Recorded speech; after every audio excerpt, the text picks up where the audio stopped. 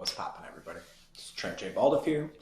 I am happy to be here with you all. I hope that you're doing well, feeling well in your heart, mind, and spirit. And essentially, the reason that this video is being created today is because of the fact that I have a lot of friends, family, loved ones, strangers, to be honest with you, acquaintances. A lot of people are reaching out to me asking about where I am at in my life right now, because I, for more or less, went recluse for about 6 months. It was about June or July of last year where I started putting out a lot of content regarding my sobriety and things of that nature, and completely fell off that wagon. Mostly because of the fact that I returned back to a moderated use of those plant medicines. I was no longer controlled by the clutches of addiction. However, that didn't make me feel any less like a fraud if I was coming on and talking about sobriety and then went back to those vices, right? So with that being said, I have not been making a lot of content just because of the fact that I feel like I have a bit of imposter syndrome, had felt like I had a bit of imposter syndrome going on. Excuse me, I'm actually at work right now. I work at a mental health facility in Shaker Heights, and we will get into the details of that and how that came about. But right now, I definitely want to address the fact that, we all make mistakes. I made a mistake in terms of returning back to that vice and allowing that crutch in my life to be a weight in my life. With all of that in mind, I think it's very important to bring up the fact that when I did go back to that crutch, I realized deep within my soul that I was not nearly as mentally strong as I thought I was. I didn't realize that I still had more of my spiritual work to do. And it was not too long after I returned to the crutch and I started to ask God a lot of questions of like, I know that I am on the path that you set forth for me in a lot of ways, entrepreneurially speaking at least.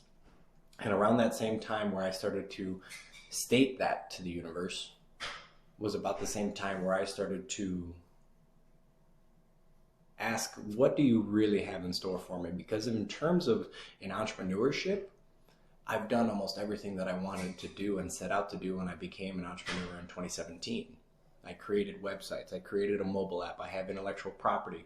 I've been able to speak to countless groups of people and educate hundreds of people about pollinators and pollinator stewardship, and involved with urban farms out the wazoo, and have a network across Northeast Ohio. It's just amazing things have happened since I started following that inspiration. But there was some part of my spirit within me that was just not being as fulfilled as I thought I could be. And so I started to ask the universe, what is your true path for me? If I am on this entrepreneurial path right now and I am not feeling the full fulfillment that I think that I could from it, that means there is something else outside of this bubble that I've put myself in for the past 4 years that I am unaware of. There is a gift, a talent, something within me that needs to be exploited and explored. And it's funny, when I started to have that kind of inner conversation of like, where do I really belong? What are my true gifts that I'm meant to give to this world? I started thinking about my own death a lot. And it was not a depressing thought. It was not a realization of mortality or anything of that nature. It was simply, I know that if I am lying on my deathbed and have any regrets, my soul is not going to graduate from this lesson of life on earth. What do I want to see happen in my life? And I intrinsically looked within myself and had that inner conversation for weeks on end. Non-coincidentally, many of my good friends, colleagues, associates, people just that know me well, kept telling me to move to Cleveland. And I'm like, why would I move to Cleveland? I own a historic home in Sandusky that I'm renovating. I have intentions of urban farming in Sandusky. I have a vision of what my life will look like back in my hometown. Why is everybody telling me to move to Cleveland? God talks to you through people, through animals, through images, through symbols all the time. Always be open to communicating with the higher spirit, because you never know when it is going to come into your life. And I started to know, after like the third or fourth person was like, you should move to Cleveland. I was like, all right, God, I hear you. I really do. And one of the same associates that was encouraging me to move to Cleveland was having a board meeting for her nonprofit. And I went to that board meeting and got 4 or 5 different contacts and had 3 different interviews scheduled within the end of that day. And the occupation that I landed at, again, I don't believe in coincidences. And for instance, my interview for the job that I'm actually at right now was on November 11th at 11 a.m. 11/11/11. New beginnings. And I just had that gut feeling that this is where I was supposed to be. And not to mention all the other jobs that I had offers for ended up canceling their positions that they were trying to offer me like days before I was supposed to give an official acceptance to the offer here at Belfair. And again, no coincidence in things. I am meant to be here. And so that brings us up to at least 7 months ago, when I did move from Sandusky to Lakewood. I moved in with one of my very good friends and business associates. He and I have been friends and business associates for years before we lived together. He is a microgreen and a lettuce farmer. Incredible person, loving that part of life. And I live in Lakewood now, which is incredible too. Just a very culturally open, peaceful, safe place to live. I love it. I'm a 10-minute walk from anything I could imagine. Now, the beauty of that all is the sense and the idea that even though I have plucked myself up out of my comfort zone in Sandusky and plopped myself down into a world of new exploration, the exploration was so much more internal than it was external, to be totally honest with you. When I started working here at Belfair, I was simply a cottage care worker, which means, and let me give you some reference to like the kind of campus and setting that I work in. We have about 12 buildings on campus, and 9 of them are housed strictly with people who have severe autism. And the other 2 to 3 units that aren't office buildings are housed by people who have severe trauma, emotional distress issues, oppositional defiance disorder, but mostly working with people who have trauma. And not only just the training for this job, learning about the psychology of trauma and how to help regulate people who are seemingly emotionally unregulatable, I was like, yes, please, because I know that I am able to connect to people in an emotional way. And it's funny, most of my good friends and loved ones have always told me you need to be a teacher or a therapist. And this job is a lot like a good combination of the two. And it's a pretty intense environment, meaning that every door that I come across is locked. This facility is always locked down. The kids are not allowed out unless they are on an outing with a mentor here in the building. Essentially, these kids are one step away from going to juvenile prison, one step away from committing suicide, or one step away from killing somebody else. And again, that just ties into most of those reactions that they have, those outbursts that they have, are tied back to the trauma that they had. And working in an environment where you have to take the time to nurture and understand somebody who has that kind of past and is trying to regulate themselves for a better future, unbelievably fulfilling work.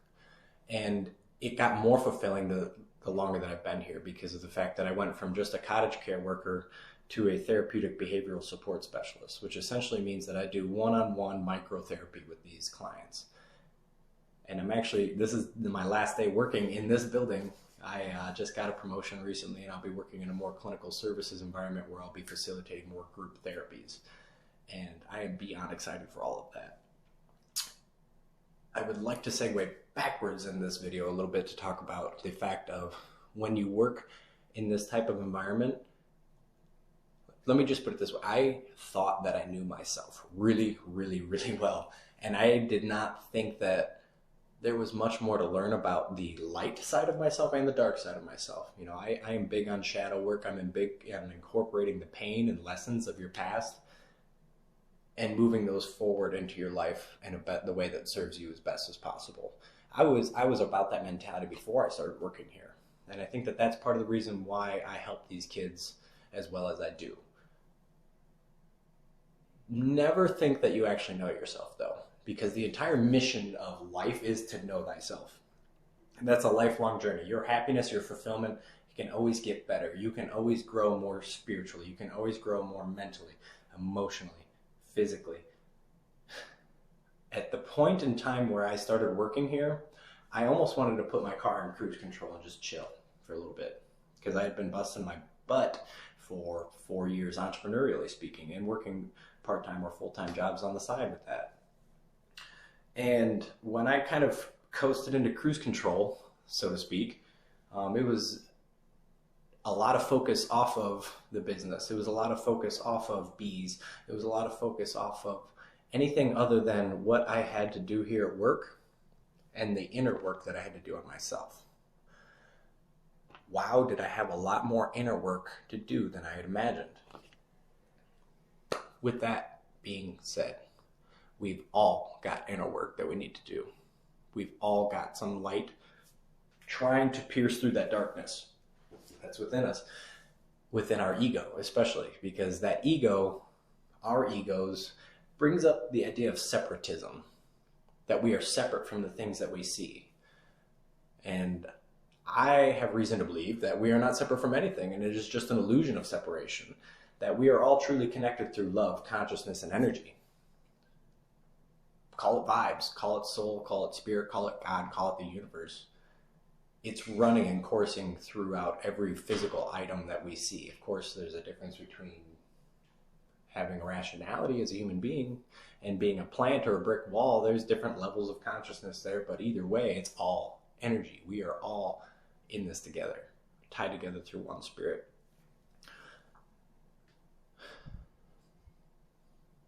The biggest point that I wanted to make for this video really was just the fact that I wanted to catch everybody up on what's going on in Trent's life. Outside of working here for 40 hours a week, I am still rebuilding the house in Sandusky and have intentions of moving back when the time is right. And I am absolutely loving the way that things are going for Cheese Bees and Have a Hive. We've got a lot of exciting partnerships coming up, and needless to say, I'm going to be doing a better job at documenting parts of these journeys, because I feel as if, just based on the amount of people's responding to what I do put out, it's worthwhile to do it. It's always worthwhile to do it. It's always worthwhile to help spread your light in the world. No matter if it's one-on-one intensive care, if it's a group care, if it's taking time for yourself so that you can enhance your light, fill up your cup, no matter what it is, that's what life really is all about, is having the courage to not only shine your light into the world, but also having the courage to walk into the dark corners of yourself that you are fearful of accepting or nurturing with love, because it takes a lot of soul to nurture pain and to trust yourself to do so, and to then love yourself and forgive yourself for being put in such a situation, no matter what the trauma was. It's always important to be able to forgive other people for what they may have done unto you that caused that trauma in the first place.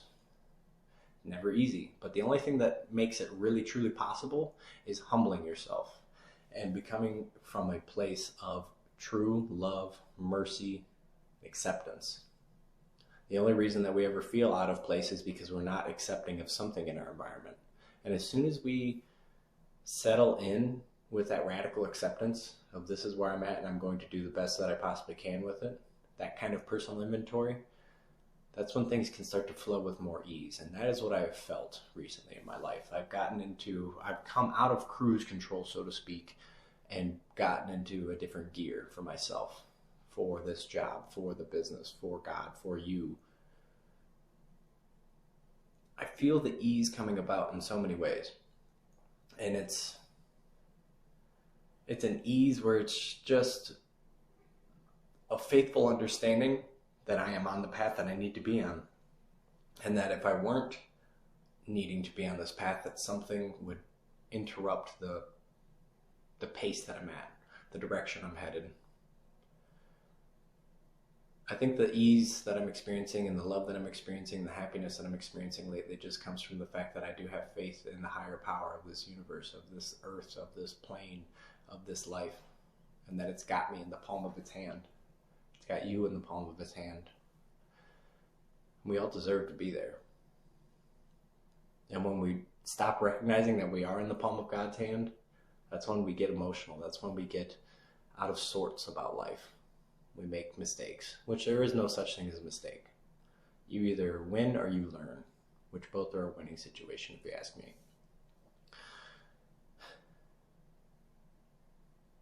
I hope that catches you all up on my life. I love you all, and I hope to speak more with you soon. I hope to hear back from you. Leave a comment, leave a like. It really does mean the world to me when I hear from you all and know that the content that I do put out is meaningful to you. Trust and know that I'm not only seeking to live a more meaningful life for myself, but I just hope to pass the torch on to you as well, so that you may have the courage to burst fire into this life that is you. Bring your soul forth. Nobody wants to see your mask. Love you all. Peace.